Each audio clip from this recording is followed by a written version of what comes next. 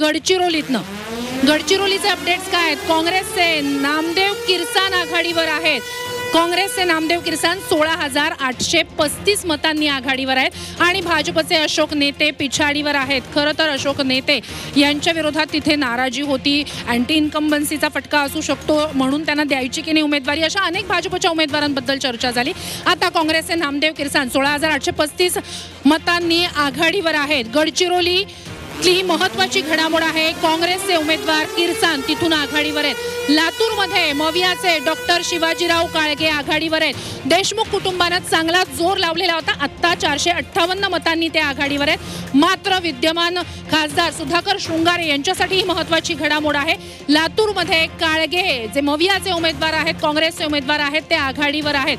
देशमुख कुटुंबाने चांगला जोर काळगेंसाठी लावलेला होता आणि आत्ता सध्या ते 458 मतांनी आघाडीवर आहेत. मात्र सुधाकर शृंगारे जे विद्यमान खासदार आहेत ते पिछाडीवर आहेत.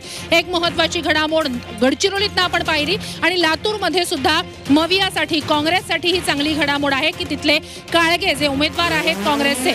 आणखी एक महत्त्वाची घडामोड आहे. चंद्रपूरमध्ये प्रतिभा धानोरकरांना 1 लाखांची आघाडी आहे. सुधीर मुनगंटीवार मंत्री भाजपचे ज्येष्ठ नेते जे पिछाडीवर आहेत. खरं तर या संपूर्ण प्रचाराच्या काळात सुधीर मुनगंटीवार आणि प्रतिभा धानोरकर यांच्याकडनं आरोप प्रत्यारोप झालेले होते आणि अगदी वैयक्तिक टीका सुद्धा अनेक पातळीवर झालेली होती. मात्र सुधीर मुनगंटीवार तिथे पिछाडीवर आहेत आणि प्रतिभा धानोरकर यांना 1 लाखांची आघाडी तिथे मिळालेली आहे.